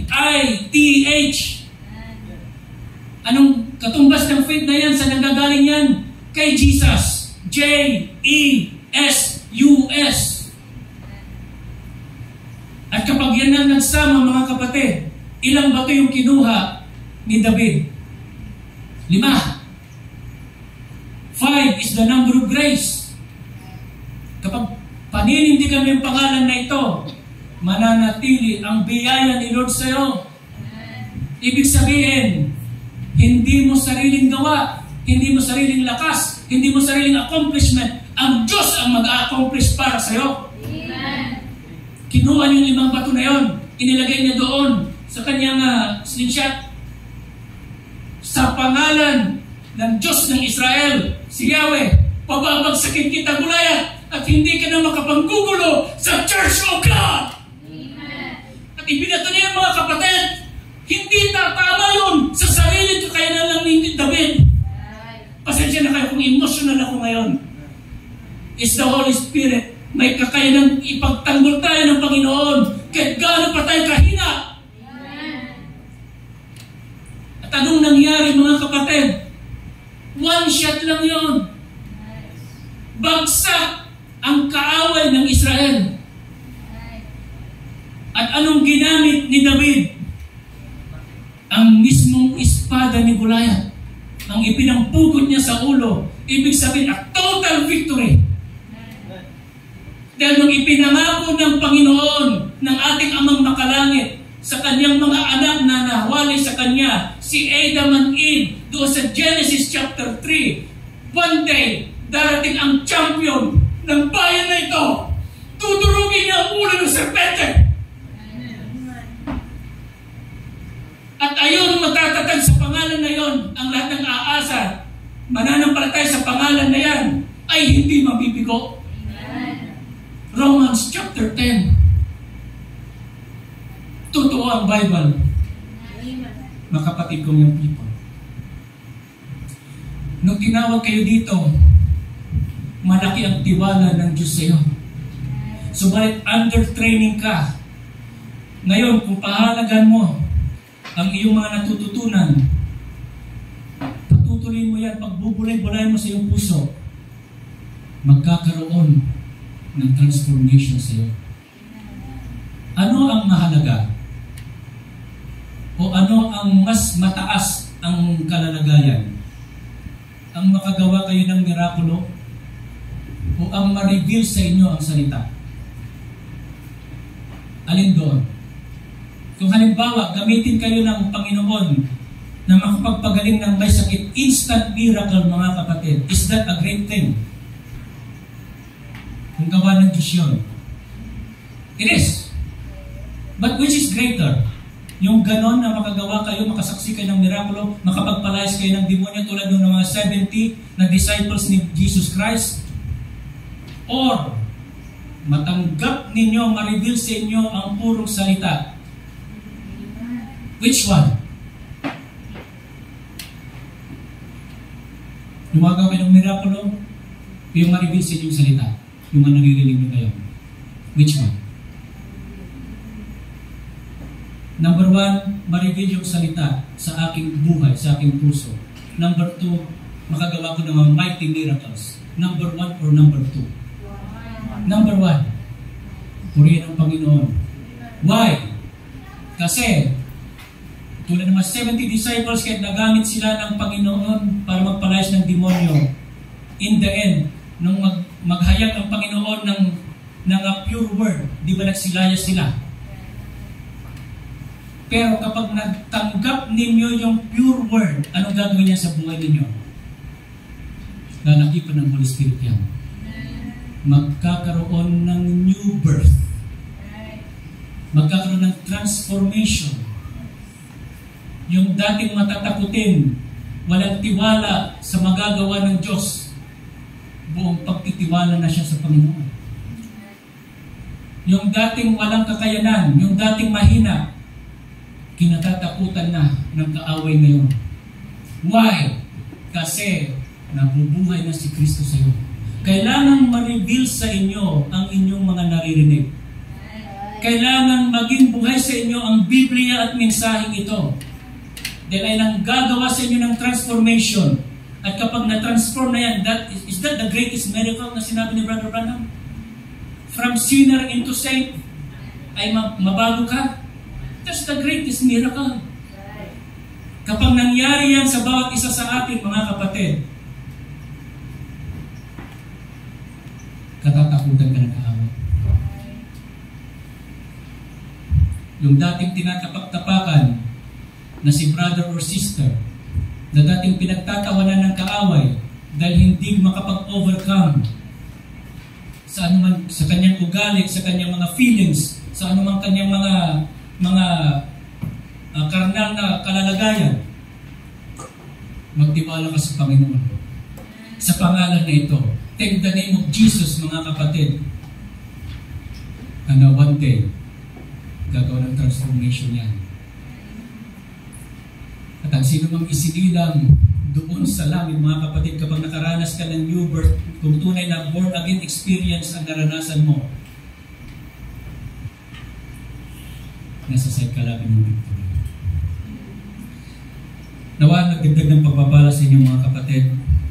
God bless you all.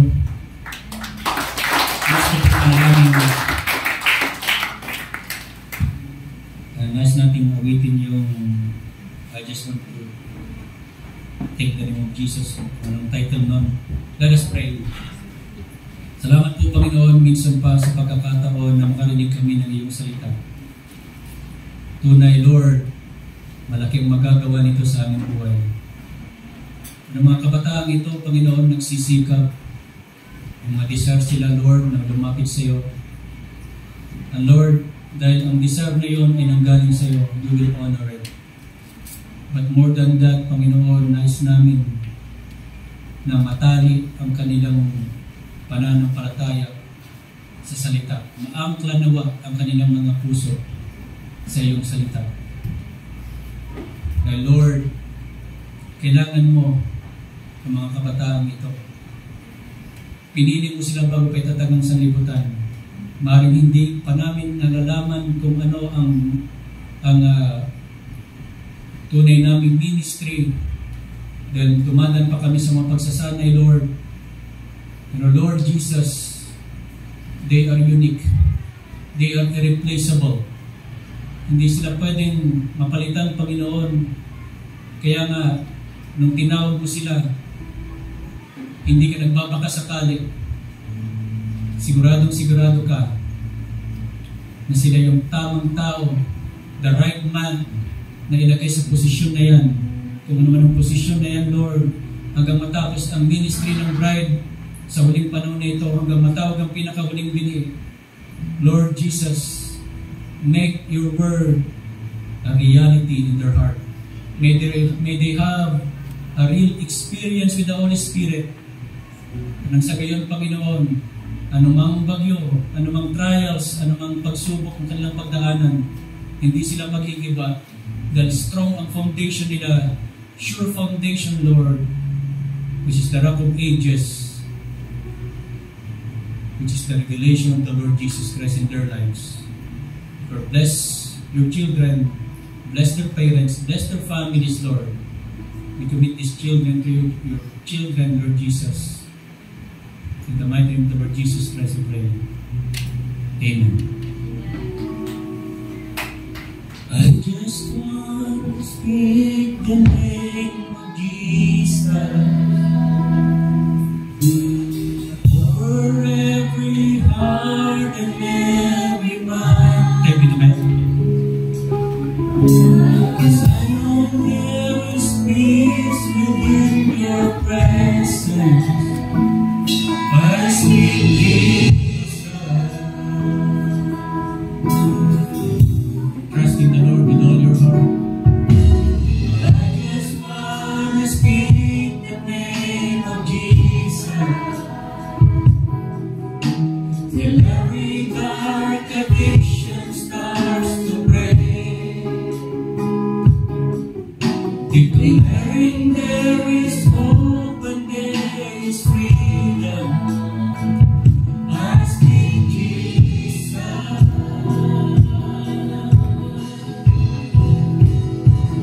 Your name is power. Hallelujah. Your name is healing. Amen. Your name is life. Break every stronghold.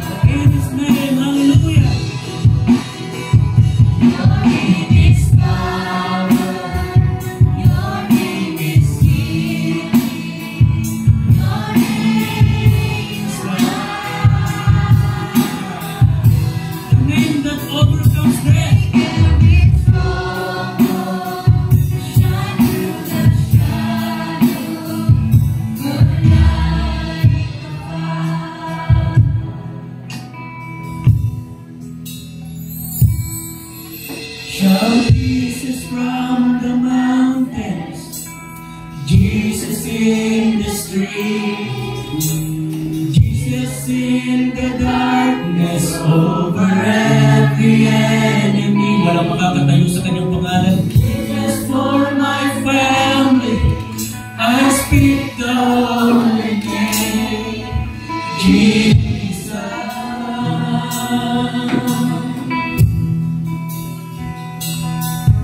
Shout Jesus from the mountains, Jesus in the streets, Jesus in the darkness over every enemy.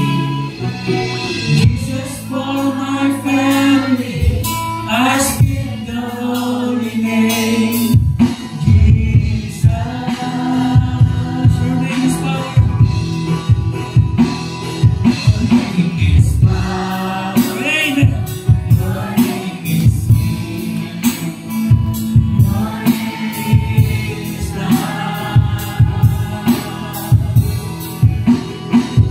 Break every stone, shine through the shadows, burn like a fire. Your name is power. In your name, Lord Jesus. Hallelujah. Your name is love. Break every stone, shine through the shadows, burn like a fire. Thank you, Lord. God bless you, mga kapatid. Little Virgin for God bless you mga kapatid. God bless you Brother Elmer. Tayo magtutuloy-tuloy na sa ating gawain. Minsan pa, palakpakan muna natin ating Panginoon sa ating kapatid. Kaya sunod tayo magsara ng ating panalangin. Maway pa tayo ng isang solid.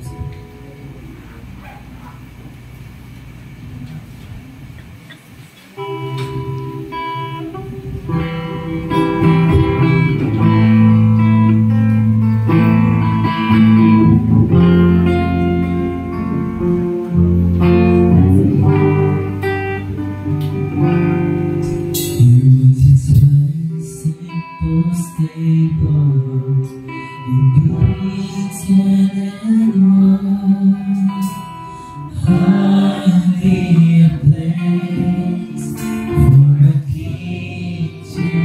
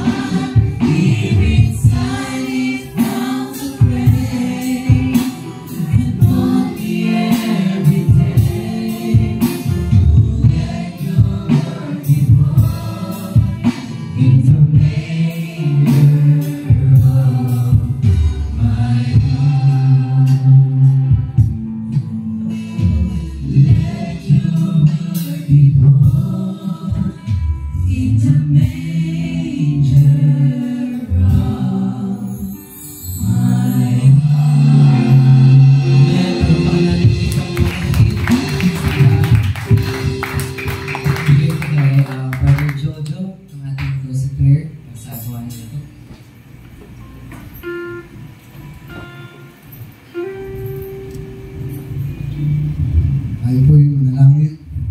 Panginoon Diyos, ang pangyarihan sa lahat. Muli, Panginoon, binabalik namin sa iyo ang mga pagsalamat sa araw na ito na kami kinipon mo, Panginoon Diyos. Isama-sama na magbigay sa iyo ng papuri at pagsamba. Salamat sa mga tao na ginamit mo. Ay Brother Elmer, Lord God, na naghayag ng mga salita. Pangunahan mo po siya. Ikaw po ang patuloy mag-bless sa kanyang ministry. Maging sa kanyang pamilya, Panginoon Diyos. Lord God, salamat po sa mga salita mo namin narinig. Ay patuloy kang mangusap sa bawat isa. Ikaw ang buhay sa aming puso isipan, Panginoon Diyos. Lord God, tulungan po kami maging mapagtagumpay sa magulong daigdig na ito. Ikaw ang maging guide, Panginoon Diyos. Salamat muli at ingatan mo ang bawat isa sa aming pag-iwalay, sa aming pag-uwi, sa aming kanyang tahanan, Panginoon. Ikaw ang mag-ingat, maging sa mga sasakyan, Panginoon Diyos, na aming nagamitin na patuloy ng pinapayaram sa amin. Muli, Panginoon Diyos, maraming salamat sa pangalan po ng Panginoon Jesus Cristo. Ito po ang panalangin namin. Tayo sa ating gawain, isa pa awitin nating Film Away Everyday with Love. Tayo po magkamay mga kapatid.